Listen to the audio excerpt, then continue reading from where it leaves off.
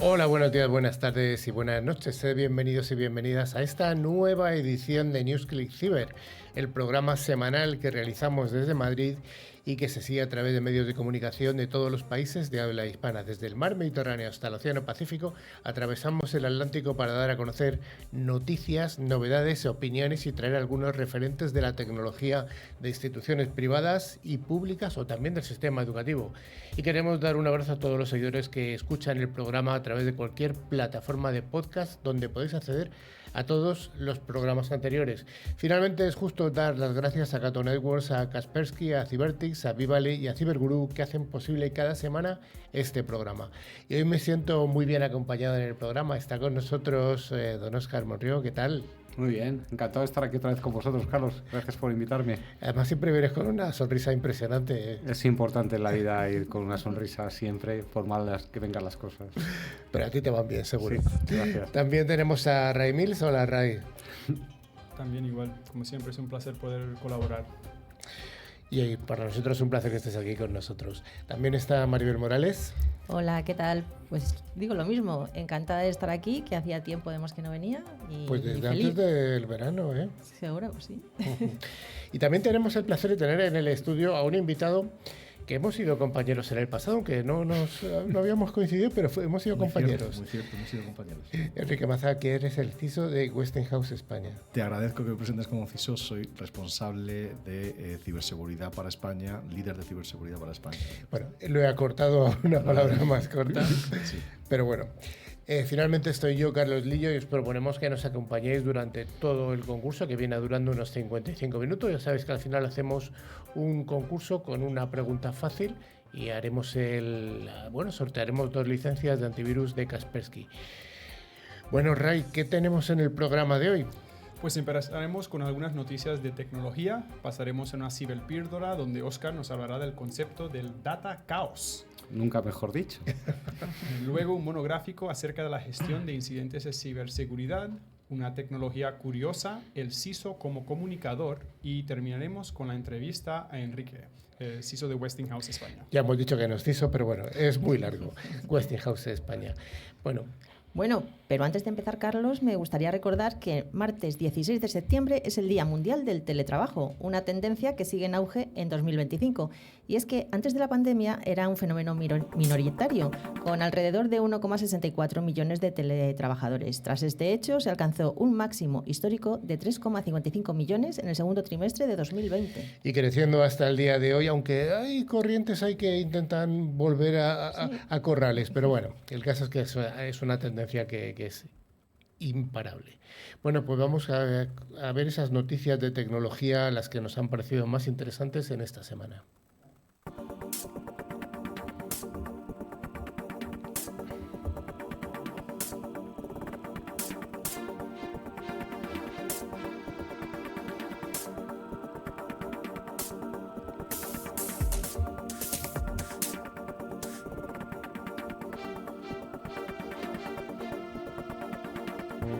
Empezamos la sección de noticias de tecnología gracias a Cybertics, empresa especializada en la protección de pymes. De este modo, Cybertics ayuda a estas empresas medianas con medidas avanzadas de ciberseguridad. Y la primera de las noticias nos habla de un hecho muy preocupante, ya que la ciberseguridad en las universidades de España y Latinoamérica parece ser que no está tan bien como debería estar. Pues mira, según el primer índice de madurez de ciberseguridad, el IMC, elaborado por el Banco de Santander a través de Metared en colaboración con la Secretaría General Iberoamericana, que ha contado con la participación de 247 universidades en 14 países, el 60% de las universidades encuestadas ha sido víctima de ciberincidentes en el último año, registrando un promedio de 15,9 incidentes anuales por cada universidad. Esta cifra pone de manifiesto que la educación superior es ya uno de los sectores más atacados a nivel global, junto con la sanidad y los servicios gubernamentales. Pese a la gravedad del escenario, el nivel de preparación aún es bajo. El IMC medio en Iberoamérica se sitúa en 1,37 sobre 3, lo que equivale a un nivel básico de madurez cibernética. Es decir, las universidades tienen cierto grado de concienciación y algunas prácticas incipientes, pero carecen aún de políticas formalizadas, personal especializado o presupuestos adecuados para abordar la ciberseguridad de forma integral. Bueno, en este conjunto de universidades parece ser que España está en la cabeza de la madurez digital. Pues sí, dentro del conjunto de países analizados, España destaca con el índice más alto, un IMC de 1,73, situándose en el rango intermedio de madurez.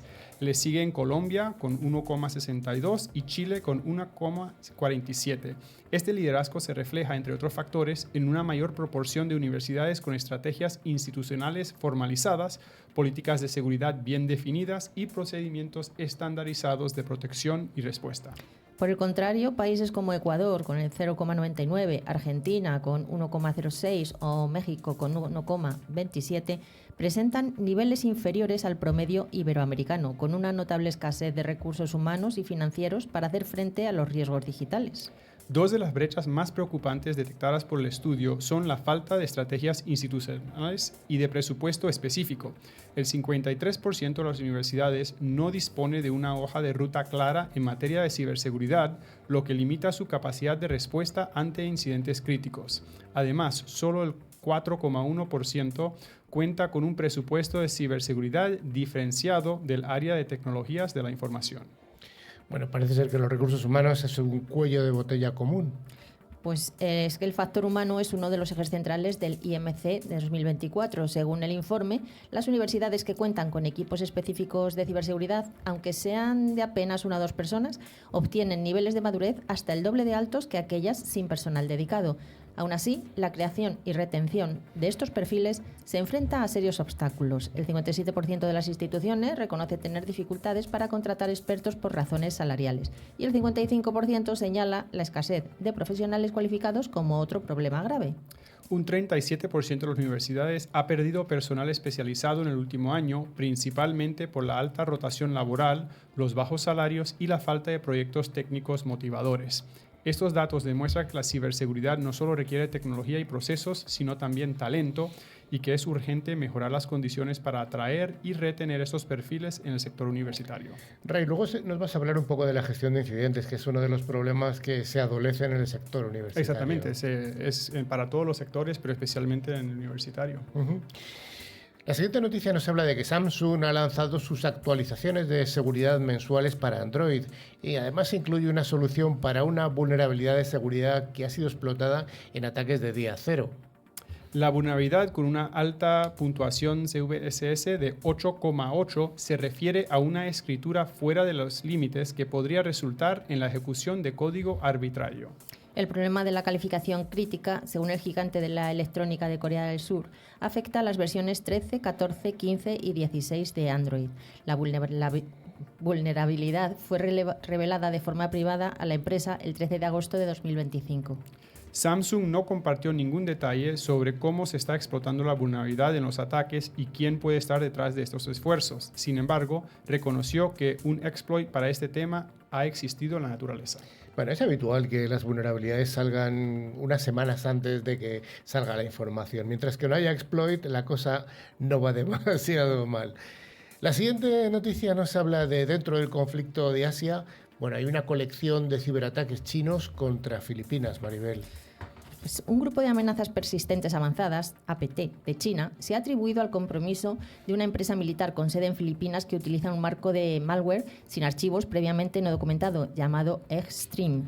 Según la firma europea Bitdefender, con sede en Rumanía, este conjunto de herramientas de varias etapas logra un espionaje persistente y de bajo perfil, inyectando código malicioso directamente en la memoria y aprovechando la carga lateral de DLL para ejecutar cargas útiles. El componente principal de este malware chino es una puerta trasera con todas las funciones que permite el amplio reconocimiento del sistema, el movimiento lateral y el robo de datos a través de un keylogger inyectado.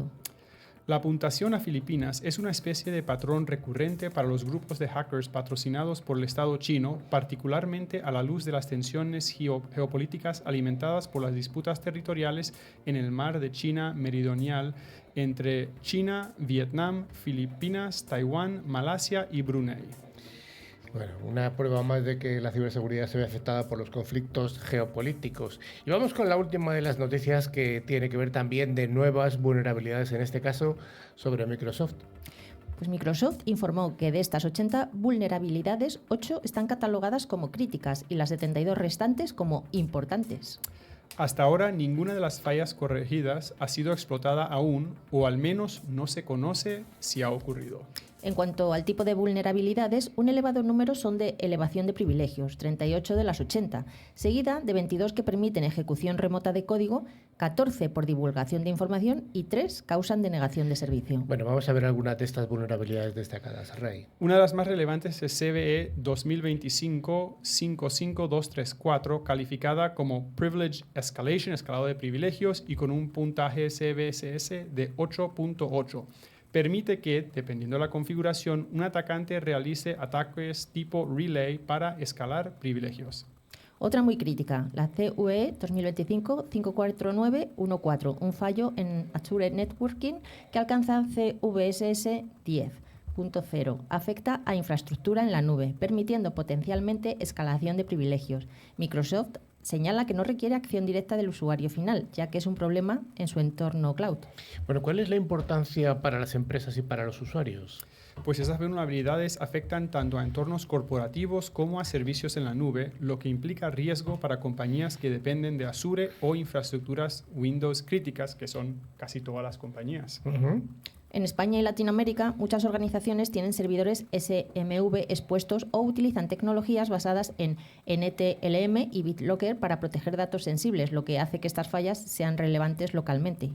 Para evitar riesgos mayores es esencial que los responsables de TI revisen sus configuraciones, apliquen los parches lo antes posible y auditen sus redes internas para asegurarse de que no existen clientes o componentes incompatibles con los ajustes de seguridad más exigentes. Esta recomendación es algo habitual que solemos dar aquí en el programa, pero bueno, hay que insistir en ello. Bueno, pues hasta aquí las noticias que han sido muy tecnológicas hoy, muy de vulnerabilidades, y siempre se nos traba la lengua con la palabra vulnerabilidades.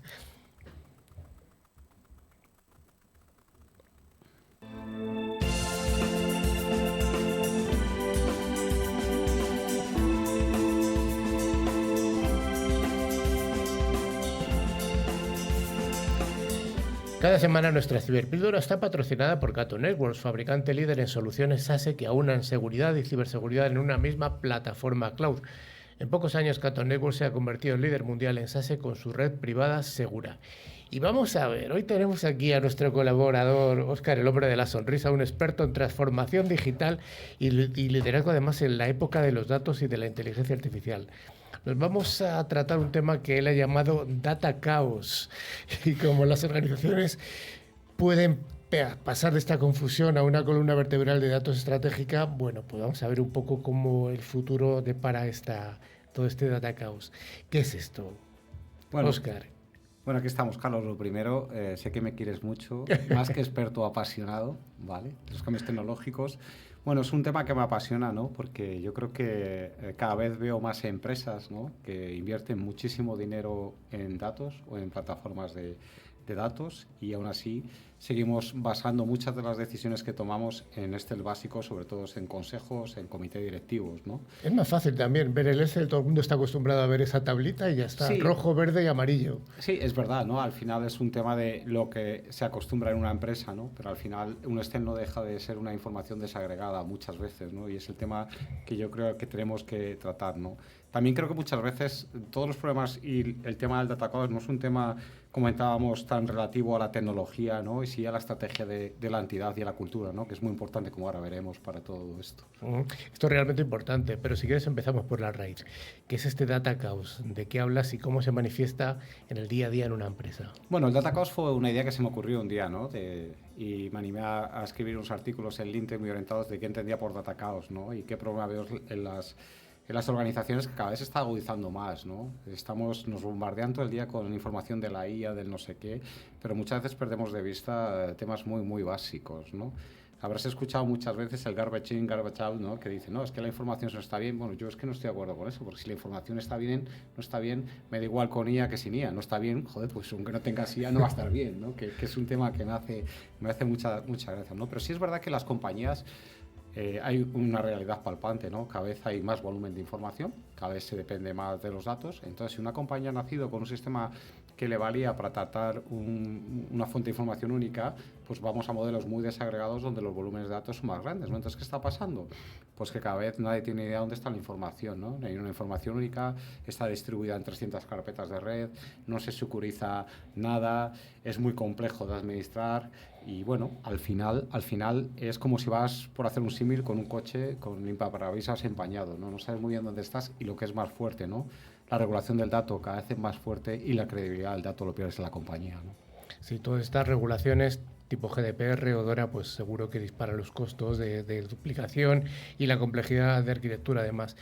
Bueno, has hablado de inteligencia artificial. ¿Cuál es el impulso de la inteligencia artificial a la industria? Bueno, yo creo que el impulso de la inteligencia artificial a la industria va a ser muy fuerte, ¿no? Porque creo que va a hacer, yo creo, lo veo positivo, porque por un lado se va a dar madurez, ¿no? a cómo se ha de tratar los datos y cómo se ha de entender los datos, ¿no? Creo que es importante, ¿no? Gartner estaba diciendo que, pues sacaron una estadística que el 85% de los proyectos de IA que están haciendo no están teniendo éxito. A mí me parece muchísimos, porque para tener éxito en la vida primero hay que entender cómo se mide algo, ¿no? Yo creo que la mayoría de la gente no tiene una government de plataforma, no sabe cómo se mide y no entiendo de qué va esto de los data model platform, ¿no? Y es muy importante, ¿no? Entonces, no creo que solo sea un tema de la calidad del dato, como ahora veremos, creo que es un tema que afecta a la parte semántica, a la parte de seguridad, a la parte del GI, de AI, y todo eso va a ser muy importante de cara al futuro de éxito de la compañía de aquí a los 5 años. Lo que hagas ahora va a marcar una compañía en 5 años, lo tengo clarísimo. Fíjate, la semana pasada ya nos hicimos eco de esta noticia que decía que el 90% casi de todos los proyectos de IA empresariales fracasan. O sea, es algo tremendo y vuelve a decirlo Gartner. Bueno, estamos hablando del problema, pero bueno, podríamos ver también algo de luz en cuanto a las plataformas de datos modernas. ¿Qué estrategia deberían utilizar? A mí, mira, las plataformas de datos modernas, los Modern Data Platforms, donde cada fabricante está dando una solución, y yo siempre digo que todas son buenas, que la tecnología debe ir en la decisión final, primero hay que entender muy bien qué es lo que necesita. Creo que va más allá del dato, ¿no? Lo que entendemos por el dato o lo que veníamos entendiendo. Las plataformas de datos modernas lo que están haciendo es unificar muchos de los nuevos servicios que va a requerir la industria 4.0, 5.0 y la nueva industria que va a venir, ¿no? ¿Por qué? Porque hemos pasado de modelos, yo por ejemplo trabajo mucho en banca, donde era muy importante el sistema estructurado, el sistema batch, a modelos en real time, con datos desagregados, donde va a haber una importación muy grande, no solo en el tratamiento de datos, ¿no? Sino por un lado la unificación de datos, estructurados, no estructurados. Por otro lado va a ser muy importante el que seas capaz de tratar un dato único, es decir, que no estés distribuyendo tus datos en muchos sitios, una compañía, pues para que los trabaje una persona analista, una persona que trabaje con modelos de machine learning, es decir, el dato ha de ser único, eso no pasa ahora. Las compañías gastan muchísimo dinero y muchísimo esfuerzo en crear grupos de trabajos de datos que utilizan herramientas distintas y con un gran volumen de duplicidad y de procesos para transformar y enviar datos de un sitio a otro, ¿no? Entonces, lo que intentan estas plataformas es dar una solución a un problema que está surgiendo debido a las nuevas necesidades, que es datos desestructurados por todos lados, integración a tope, seguridad desde el nacimiento del proceso, es decir, toda la capa de government de data, que en España yo creo que se ha tratado muy poca, pues ya por defecto la ayuda mucho a hacerla.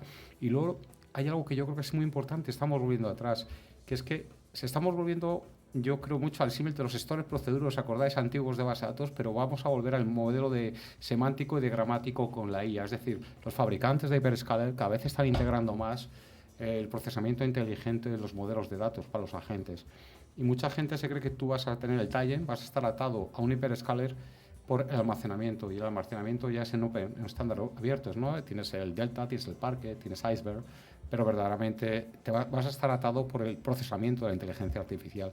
Y, te guste o no, no vas a poder estar 100% libre de nadie. Entonces tienes que elegir muy bien en qué cesta quieres meter esos huevos, porque van a ser críticos. Pero hay una cosa del que no has tratado hasta ahora, que es el factor humano. Aquí estamos hablando al final de que detrás de esa tecnología y procesos están las personas. Bueno, vamos a ver, hay temas aquí que son críticos, ¿no? El dato tiene que pasar de ser un proyecto tecnológico a un proyecto estratégico de un comité de dirección, porque ya no es un dato, son procesos, son datos, es la estrategia de una compañía, es lo que va a evolucionar toda la tecnología. Entonces, yo creo que es fundamental varias cosas. Por un lado, que se cuide el talento hay poco, y hay que pagar el talento. El talento es fundamental en las compañías y eso es una conversación en que no vamos a entrar. Es fundamental la estrategia, es decir, que desde el C-Level, desde los comités de dirección, se tenga gente con conocimientos tecnológicos que puedan ayudar, puedan hacer un advisory, puedan orientar, puedan ver dónde va la compañía, qué va a requerir. Es fundamental.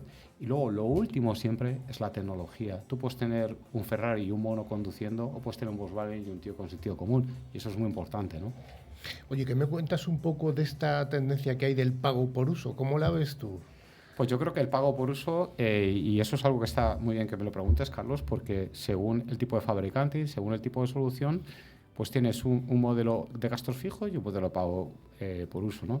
Yo creo que los dos, si se hacen bien como toda la vida, tienen sentido y si no, no. Y te voy a poner ejemplos. Yo he visto compañías donde por falta de control, que te puede venir por errores de seguridad, que vosotros de eso sabéis mucho, también tienes una incultura de FinOps brutal, ¿no? Entonces, ¿qué ha pasado? Gente que no ha puesto controles, ha lanzado procesos el fin de semana y ha habido facturas que se la han multiplicado por 4, por 5, ¿no? Entonces, ¿qué ha pasado? Que, claro, la persona que tiene que innovar, pues ya tiene más cuidado de innovar, tiene miedo, porque dice, joder, me va a venir el financiero y me va a crujir, ¿no? Entonces, al mismo tiempo que te da libertad, el modelo pago por uso también te puede limitar tecnológicamente. Hay que manejarlo muy bien. Y por el otro lado tienes el gasto fijo que tienen plataformas que te aseguras de que tienes un gasto que no puedes sobrepasar y lo tienes pagado. Eso está bien, pero también lo tienes que medir muy bien. ¿Por qué? Porque igual lo que haces es no utilizarlo al 100% y pagas menos. Entonces yo siempre digo lo mismo. El FinOps, que es el control de operaciones y tecnología, tiene que ser algo no tecnológico, financiero, tiene que ser algo incorporado en el ADN de las empresas, cómo hacen las cosas y requiere su tiempo. Óscar, para las empresas que nos escuchan y quieren empezar este camino, ¿cuál sería el primer paso práctico y además qué pregunta estratégica más importante deberían formularse? Bueno, yo creo que como toda la vida, el primer paso es saber dónde estás y saber dónde quieres llegar, ¿no? Es fundamental. Yo no veo nadie en una compañía, por mucha tecnología que use de última generación, que pueda tener éxito si no tiene una estrategia clara. Y eso es fundamental. Y esto no va de tecnología. O sea, que el primer paso es total. La dirección tiene que tener muy claro dónde va, cómo quiere hacer las cosas, qué OKR va a definir, cómo los va a medir. Luego tiene que hacer un inventariado muy claro de dónde tiene sus datos, qué gap tienes en la compañía, en qué departamentos faltan cosas, dónde tienes duplicidades, qué problemas de seguridad tienes. Y luego tienes que tener muy claro cómo vas a querer automatizar y sacar el máximo a la IA, ¿no? Y empezar de cero ¿con qué? Pues con POP, ¿no? Con productos o procesos más sencillos, pero con una base que te permita tener una escalabilidad a 5 años e integrar todo lo que viene, que va a ser mucho. A 5 años estás hablando, proyectos a 5 años. Una visión muy largo plazo. No digo a 5 años, pero cuando empieces con un proveedor a meter esos huevos, no te quepa la menor duda de que esto va y no para. Entonces, cuando digo 5 años, es que yo creo que de aquí a 5 años las Modern Data Platform o cómo gestionamos ahora la tecnología de datos va a tener un cambio brutal, porque ya van a pasar a hacer proceso y a decidir con los agentes, ¿no? Con Agentic Agents, ¿no? Database, ahí no va a ser un modelo como el de ahora, lo tengo clarísimo. Yo creo que nos ha dado mucha luz y yo creo que además has abierto muchas incógnitas, seguro que muchas de las empresas que nos están escuchando. Muchas gracias, Óscar. Un verdadero experto en transformación digital. Y eso es de verdad. Muchas gracias a vosotros y, oyes, experto no, apasionado. Apasionado. Apasionado y experto. Todos aprendemos todos. Muchas gracias. A vosotros.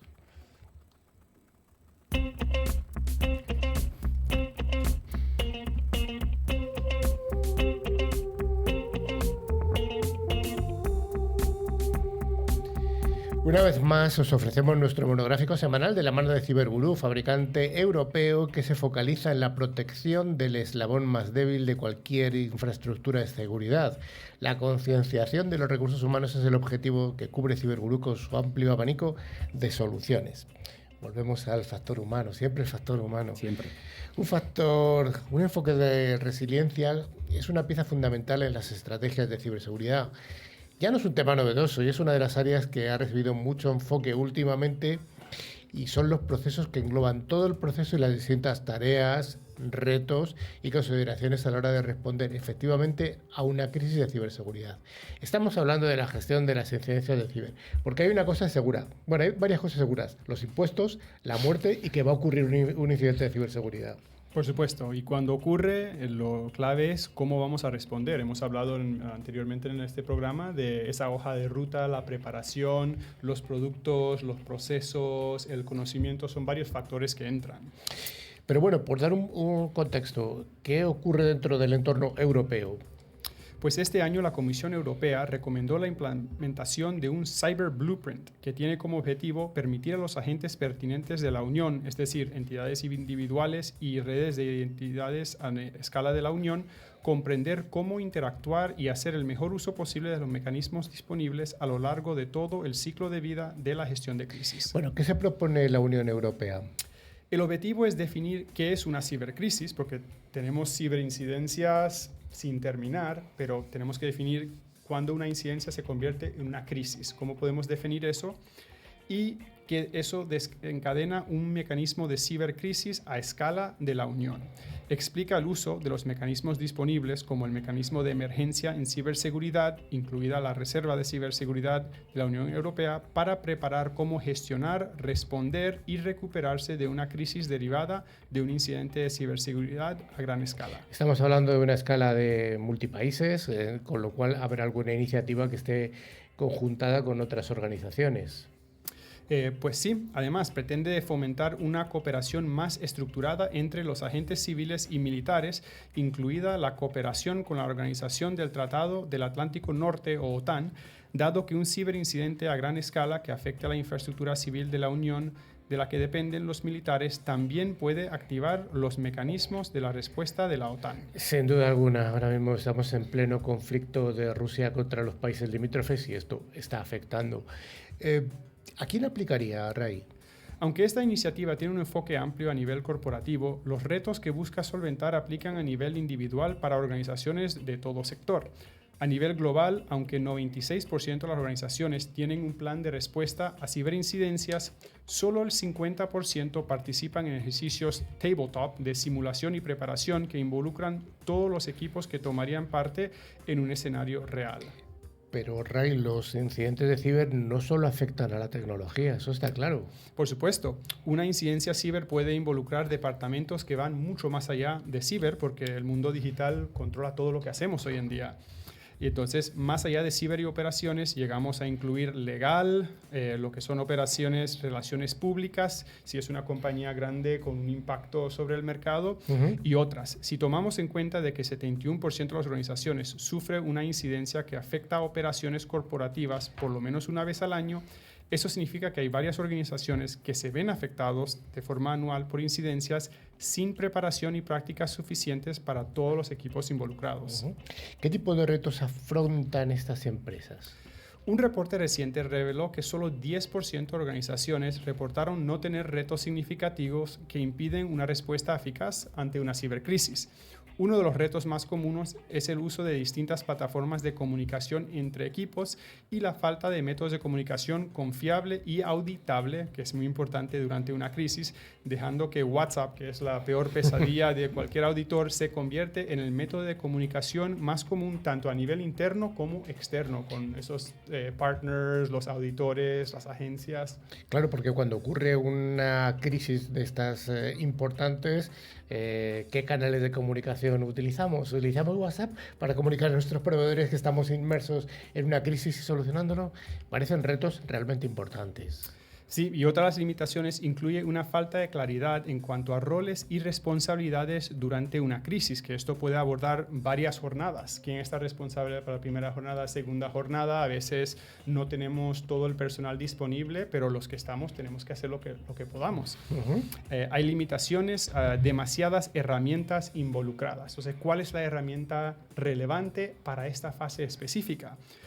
comunicación entre herramientas. Muchas veces las herramientas no tienen ninguna integración y planes de respuesta que no han sido actualizados recientemente que pueden abordar los retos y los tipos de ataques que estamos viendo hoy en día. ¿Me estás hablando de que hay organizaciones que tienen un libro hecho hace 20 años ahí en un armario y que no está actualizado? Espero que no hace 20 años, pero con la rapidez que evolucionamos hoy en día, hasta algo que no se ha actualizado en 1 o 2 años puede crear muchos problemas. Bueno, vamos a ver qué pasos podemos recomendar a las organizaciones para la preparación y la capacidad de gestionar y minimizar el impacto de una cibercrisis. Vamos poco a poco. Si quieres, podemos empezar por adaptar un plan que esté conforme a las necesidades de una organización. Pues sí, tienes que determinar la tolerancia al riesgo de la empresa, que cada empresa va a tener una tolerancia distinta, identificar los activos críticos y asignar roles para llevar a cabo acciones específicas en un orden específico, no solamente para operaciones y TI, pero también el liderazgo en ciberseguridad y los otros roles involucrados. Por ejemplo, ciertas compañías tienen un director de riesgo, hay líderes de unidades de negocio críticas que serían afectados por una ciberincidencia e incluso la junta directiva. Hemos hablado de comunicaciones consistentes y seguras. ¿Qué podemos hacer?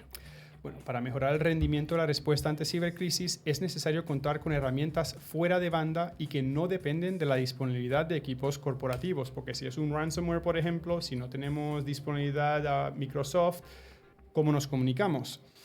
También necesitamos poder garantizar el almacenamiento de planes de contingencia, que eso es un error que a veces pasa, que tenemos un plan muy bien practicado, pero el plan está guardado en un sitio que se ve afectado y ahora ¿qué hacemos? Y también tenemos que permitir comunicaciones a través de toda la empresa, todos los equipos involucrados y también entidades externas participantes, incluyendo regulatorias. Pero además, esto tiene que ponerse en práctica de vez en cuando. Por supuesto, podemos aumentar la agilidad incrementando la complejidad del escenario de práctica y añadiendo técnicas avanzadas a los ejercicios de simulación. O sea que la simulación es importante a la hora de... Igual que se hacen ejercicios de simulación de un incendio en un edificio, hay que hacer este tipo de simulaciones. Sí, y ese es un ejemplo muy bueno porque ante esos ejercicios todos participamos. Entonces debemos tener el mismo tipo de pensamiento en cuanto a los ejercicios de ciber, porque si nos va a afectar a todos, todos deberíamos saber cómo reaccionar. Efectivamente, habría que involucrar a todos los equipos, ¿no? Que pueden actuar en una crisis real. Sí, y aunque mencionamos anteriormente en el tema universitario que España está liderando, una de las áreas donde nos quedamos un poco atrás es que en España solo 30% de las organizaciones reportan involucrar el equipo de recuperación de desastres en ejercicios de cibercrisis y solo 24% involucran a los responsables para continuidad de negocio dentro de sus ejercicios de cibercrisis. Bueno, yo creo que el panorama es un poco desolador, pero sí que hay buenas noticias, que es que hay herramientas, hay soluciones, hay empresas que están dedicadas a facilitar esta gestión de crisis. Por supuesto, siempre a priori, porque en el momento que ocurra, mal. Sí, y cada vez escuchamos más hablar de resiliencia como estrategia, así que hay esperanza. Bueno, pues hasta aquí esta interesantísima intervención que nos ha dado Ray contando esta gestión de las incidencias, o mejor dicho, crisis de ciberseguridad.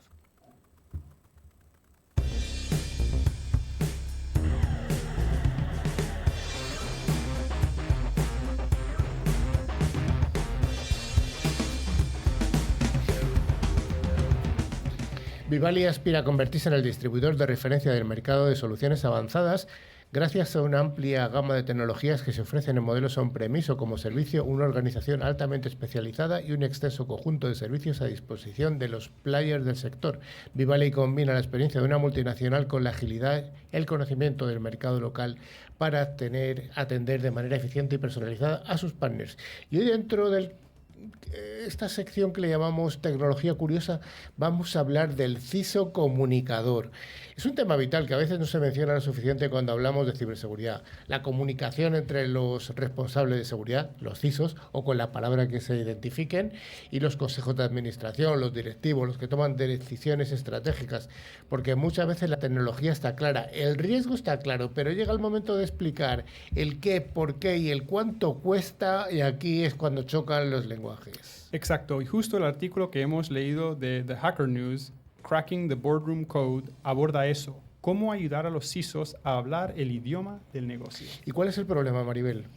Pues mira, lo primero que dice el artículo en cuestión es que los CISOs saben bien de amenazas, de controles, de vulnerabilidades, de cumplimiento, etcétera. Pero uno de los retos recurrentes es cómo hacer que los altos directivos entiendan las implicaciones en términos de riesgo para el negocio. Porque si solo se presentan datos técnicos, hay X vulnerabilidades, este malware, esta amenaza, pues pierde impacto. En Europa, con regulaciones como la NIS2, los consejos de administración tienen responsabilidades legales muy serias si no se gestionan bien los riesgos cibernéticos. En España, por ejemplo, ya hay muchas empresas especialmente grandes o de sectores críticos que tienen que cumplir con directivas europeas, sanciones, reportes obligatorios, etc. Y si no comunican bien, si no convencen al Consejo, muchas iniciativas de seguridad no obtienen el presupuesto necesario o quedan relegadas. Y en Latinoamérica la situación es similar, aunque con variaciones. En muchos casos, los consejos no tienen tanta información en tecnología y no están tan bien formados en ciberriesgos o en la cultura empresarial. Esto hace que toda la información esté integrada en un riesgo de negocio, pero también hay presión, ¿no? Tenemos los clientes, tenemos los reguladores, tenemos la reputación, tenemos la continuidad operativa, todo juega y es importante. Bueno, ¿qué nos propone este artículo, Maribel? La verdad es que yo creo que se pueden proponer varias ideas prácticas para cerrar esta brecha entre el lenguaje de los CISOs y los lenguajes de los consejos. Pues mira, por ejemplo, podemos presentar el riesgo en términos de negocio, no solo técnicos. Es cómo afecta a ingresos, reputación, crecimiento. No solo podemos ser hackeados, sino esto podría costar tanto, detener operaciones durante este tiempo, tener que pagar multas, perder clientes. Por otro lado, también creo que es importante evitar las típicas métricas vanidosas, ¿no? Los vanity metrics, ¿no? Esas cifras que se ven bien en un informe técnico, pero que al consejo no le dicen mucho o nada, la verdad. Mejor dashboard que cuente con una historia de riesgo, prioridades, tendencias, no solo inventario de vulnerabilidades, dinero. Y presentaciones de alto impacto, concisas, anticipando preguntas difíciles alineadas con lo que realmente importa al consejo: estrategia, retorno, coste total de propiedad o TCO y beneficio real de inversión. También puede ser crear casos de negocio sólidos. Por ejemplo, traducir una inversión en seguridad a algo que tenga sentido fiscal, financiero, estratégico. Por ejemplo, esto reduce la probabilidad de una interrupción de negocio que nos haría perder X millones al día. También podemos utilizar modelos como Continuous Threat Exposure Management o CTEM, es decir, no solo reportar incidentes pasados o vulnerabilidades, sino mostrar una visión estructurada, prospectiva de exposición al riesgo continuo y cómo se está mitigando. Es muy importante aclarar un tema, ¿no? Los directivos cada vez tienen más responsabilidad, ¿no?, en la gobernanza y la supervisión de la seguridad, ¿no? Por ejemplo, en la Comunidad Europea, las leyes empiezan a exigir que los cuerpos directivos respondan específicamente a los problemas de seguridad, igual que los socios de una compañía, ¿no? Y que reporten las incidencias y establezcan una supervisión. Esto ya no va de, no, la culpa es de tecnología, no. Los directivos tienen que dar fe y tienen que entender lo que pasa. Por eso, ya no basta con que el CISO haga bien su parte técnica y se quede ahí, no. Debe ser un puente, debe ser un facilitador y debe ser un estratega que ayude a pues un poquito limitar los problemas. ¿Y por qué es tan importante este cambio de lenguaje? Pues hay varias razones. Primero, la confianza. Si los consejos ven que el CISO entiende el negocio, no solo la tecnología, ganan credibilidad, se evitan sorpresas y se consigue que seguridad no sea vista como gasto, sino como inversión estratégica. También mejores decisiones. Si un director entiende los riesgos reales y los costos de no mitigarlos, puede priorizar presupuestos, aceptar ciertas medidas, apoyar iniciativas. Y para mí el más importante, ¿no?, que es, aparte del cumplimiento legal, que cada vez es más duro, ¿no?, es el riesgo reputacional que puede hundir una compañía, ¿no? En muchos países de España y Latinoamérica, los reguladores cada vez exigen más controles y las sanciones se están endureciendo. Si llega un incidente grave, no solo hay daños técnicos o financieros, sino que la empresa puede perder reputación, imágenes o acciones legales. Y innovación segura. Cuando la seguridad se integra, no es un freno, sino un habilitador. Un consejo que entiende esto puede permitir la innovación de forma segura. Bueno, ya que nuestro programa se escucha mucho tanto en España como al otro lado del Atlántico, vamos a contextualizar un poco en nuestros países. Maribel. Pues mira, en España tenemos la Ley Orgánica de Protección de Datos, el GDPR, la Directiva NIS2, Pues ya marcan obligaciones específicas de gobierno, supervisión y reporte. Empresas de sectores críticos, energía, telecomunicaciones, servicios financieros, deben estar al día. Los consejos directivos tienen que conocer bien las implicaciones de ciberriesgos. Muchas empresas ya están contratando CISO internos o externalizados, auditorías regulares, implementación de planes de continuidad, etcétera. Pero aún vemos que no siempre se comunica bien al máximo nivel de dirección. Por otro lado, en Latinoamérica la diversidad es aún mayor, ¿no? Hay países con regulaciones muy fuertes, ¿no? Brasil con su LGPD, México, por ejemplo, con la LFP de PPP y muchos otros, ¿no? Otros en etapas de consolidación todavía. En muchos casos, la cultura empresarial en estos países tradicional no ha considerado el riesgo digital hasta que llega un incidente significativo y grave. Empresas que operan internacionalmente sienten la presión de cumplir no solo regulaciones locales, sino estándares globales. También hay retos de recursos, falta de personal especializado, presupuestos limitados, visibilidad, formación. También hay diferencias en escala. Empresas pequeñas o medianas quizás no tengan consejo formal como tal, sino propietarios o juntas más modestas, o no se dedique un gran presupuesto específico a la seguridad. Esto plantea el reto de adaptar el mensaje. No es lo mismo hablar con un consejo grande en una multinacional que con los fundadores de una pyme. Pero los principios del artículo siguen aplicando. Traducir el lenguaje del negocio, evitar tecnicismos aislados y mostrar valor. Bueno, yo creo que está bien un poco lo que hemos contado, pero vamos a concluir diciendo que bueno, la buena ciberseguridad no solo es técnica, es también comunicación, estrategia, negocio. Los CISOs que logran hablar el idioma del consejo están en mejor posición para conseguir recursos, respaldo, para que sus iniciativas no solo existan en papel, sino que además se implementen realmente. Y para las empresas en España y Latinoamérica hay que adaptarse sí o sí. Esto ya no es una opción. Las regulaciones, las expectativas del cliente, los costes reputacionales nos lo exigen. Así que, si escuchas esto, tanto si eres directivo o un CIO, un CISO, un emprendedor o trabajas en el área de ciberseguridad, vale mucho la pena invertir en tiempo como comunicar. Y aquí tenemos ejemplos fantásticos como Óscar, como Ray, o como Enrique, o como Maribel, que lo atestiguan. Hay que ser un comunicador, no solamente hacer las cosas, sino saber comunicarlas. En fin, hasta aquí esta sección. Muy interesante, yo creo.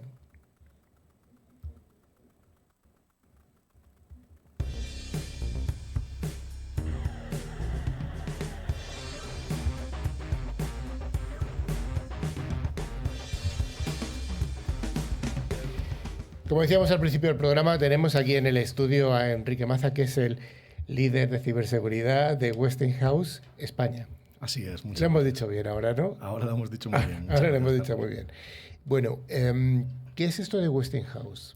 Bueno, pues Westinghouse es una empresa estadounidense fundada en 1886 que tiene más de 9.000 empleados en 19 países y es líder en el sector nuclear. Aporta soluciones durante todo el ciclo de vida de la operación nuclear, desde la fabricación y suministro de combustible, a diseño de reactores nucleares, inspección, trabajos de formación, etcétera, ¿no?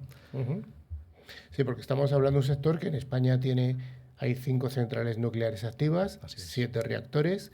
¿Y vosotros qué hacéis sobre estas centrales nucleares españolas? Pues por darte un poco de contexto, un poco de historia, Westinghouse adquirió una compañía española llamada Tecnatom, que es la que se encarga en España de la inspección y la formación de operadores nucleares para estas 5 centrales españolas. Uh-huh. O sea, aunque sean de cualquier empresa, toda esa gestión la hacéis vosotros. Así es, no solamente de España, también tenemos trabajo en el extranjero. Sí. ¿Cuántas personas estáis en Westinghouse España? En España somos 1.200 personas en diferentes ubicaciones. Uh-huh. La mayoría entiendo que estarán en campo haciendo labores en las centrales. Bueno, sí, efectivamente, cuando hay trabajos en una central nuclear, las centrales nucleares tienen periodos de parada y recarga de combustible, ¿no? Son cada 18 meses o 24 meses.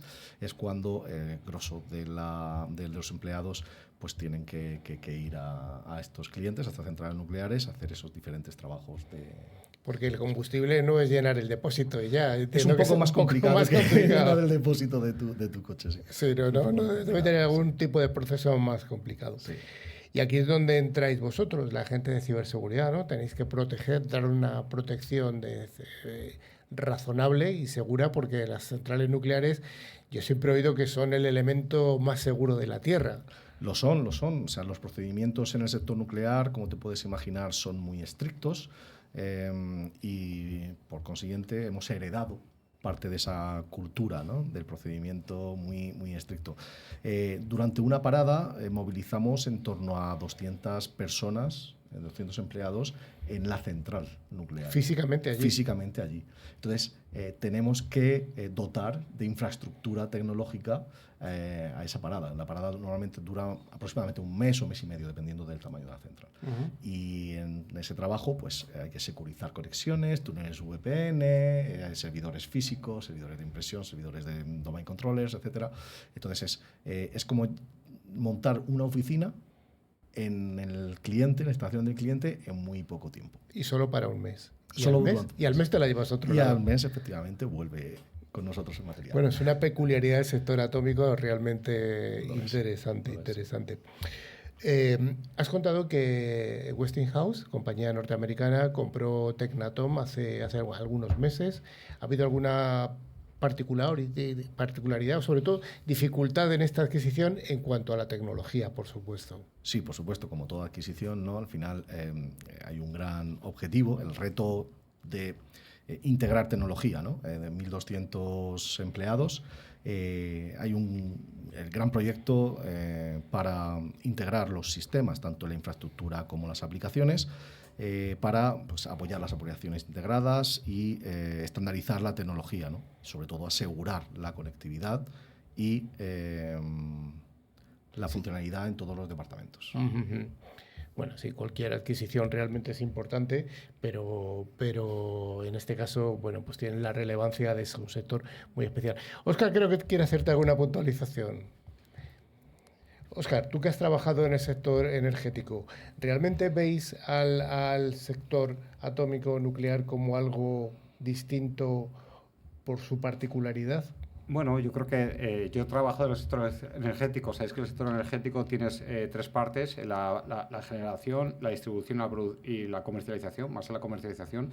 Vamos, el sector nuclear es obvio que tiene un modelo con procedimientos muy validados, muy probados, y en que cualquier cambio tiene que ser muy medido por el impacto que tiene, ¿no? Entonces es un modelo muy hermético, y de ahí pues, lo que está comentando Carlos, porque incluso cualquier parada afecta la volatilidad de los precios de mercado, ¿no? Entonces es totalmente correcto. Así es. Ajá. Y respecto a los procedimientos, para que os hagáis una idea, os pongo un ejemplo muy claro. Cuando tengamos que desplegar un sistema de información nuevo, o sea, esto tiene que ir primero un diseño de arquitectura que está validado por ciberseguridad, tanto un arquitecto de ciberseguridad como un ingeniero de ciberseguridad. Entran varios departamentos como legal y compliance. Y si por cualquier motivo durante el despliegue hay que modificar cualquier regla en enrutamiento, etcétera, tiene que actualizarse el diseño, y dependiendo si es un cambio menor o un cambio mayor, tiene que volver el proceso de validación y revisión. O sea que realmente es muy estricto. Estricto. Oye, me has hablado de que sois una compañía norteamericana que compró una compañía española. ¿Me puedes hablar un poco de la diferencia de culturas desde el punto de vista empresarial? Por supuesto. Yo no sé si, bueno, aparte de la diferencia horaria, que ya se da por asumido, ¿vale? Estos procedimientos rígidos, no sé si bien por el sector nuclear, tan estricto en regulación y procedimientos, o por ser empresa americana, y sobre todo destacaría la gran especialización de los equipos. O sea, cada departamento tiene unos especialistas muy duchos en una tecnología. Y, por ejemplo, en el área de ciberseguridad, pues tenemos un departamento de gestión de vulnerabilidades, y esa gestión de vulnerabilidades es totalmente independiente y autónomo de otro departamento como gestión de incidentes, que estábamos hablando antes, respuesta a incidentes, o si esas vulnerabilidades, por ejemplo, afectan a una tecnología OT, pues hay un equipo especialista en OT y en sistemas de control industrial. O sea, es una especialización en cada tecnología brutal. Interesante. ¿Cuáles serían las curiosidades que me puedes contar de un responsable de ciberseguridad en una empresa nuclear o atómica? Bueno, hay una curiosidad que me gusta contar. Primero, voy a ir con dos, ¿vale? Primero, cómo gestionar esos negocios, ¿no?, con tecnologías obsoletas, que este problema pues los hemos sufrido en otros sectores. Estos negocios que tienen tecnologías obsoletas, tienes que hablarle, como hemos comentado antes, del riesgo, sobre todo impacto económico o de disponibilidad de su infraestructura, ¿no? Yo siempre digo una cosa, ¿no? Las cosas se pueden hacer rápido y barato o seguro y robusto, y rara vez se pueden mezclar estos conceptos, ¿no? En España, una de la diferencia cultural también que tenemos con respecto a Estados Unidos es que nosotros somos hacedores, si se me permite la palabra. Nosotros tendemos a terminar un proyecto, finalizar un proyecto con los recursos que tenemos. Y yo he sufrido paradas de proyecto porque no estaban de acuerdo con esos recursos o necesitaban más recursos, y si no se disponían de esos recursos no se podía seguir con el proyecto adelante. Bueno, interesante. Enrique Maza, yo creo que tenemos más preguntas aquí, lo que no tenemos es más tiempo, y sí que me gustaría proponerte que vinieras otro día. Encantado. Porque encantado. yo creo que además sí que él cumple lo de CISO comunicador, no es CISO, ya lo sabemos, pero bueno, nos hemos entendido, comunicador. Yo creo que él ha comunicado muy bien cuáles son las características un poco especiales de su trabajo. Muchas gracias, Enrique. Muchísimas gracias, Carlos, por tenerme.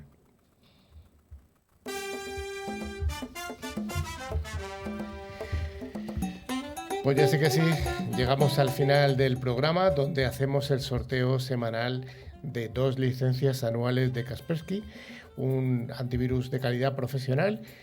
Cada semana hacemos un sorteo en el que damos dos de estas licencias valoradas en 40 euros, $40 más o menos el cambio, que se puede instalar en varios dispositivos como puede ser PC, tablets, etcétera. Lo primero que habría que preguntar es si tenemos ganadores de la semana pasada, Óscar. Bueno, esto siempre me gusta, ¿no? Alegrar a alguien siempre es positivo. Jolín, pues sí, tenemos 2 personas que se han llevado los premios. Por un lado tenemos a Ale Torregrosa, de Alicante, España, se queda aquí. Y por otro lado tenemos, al otro lado del charco, a Miriam López, de Santiago de Chile, ¿no?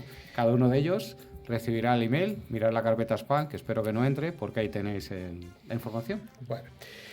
Y luego, para concursar, vamos a hacer una pregunta muy sencilla. ¿Cuál es el orden aproximado de proyectos de inteligencia artificial que suelen fallar empresarialmente? Hemos dado 2 valores, nos vale cualquiera de ellos. ¿Nos contestáis a esta pregunta? ¿Y cómo se debe concursar, Ray? Pues bastante simple, simplemente enviar un correo al info@clickciber.com indicando la respuesta a la pregunta, y recordamos que debéis informarnos de vuestra localidad y país de origen.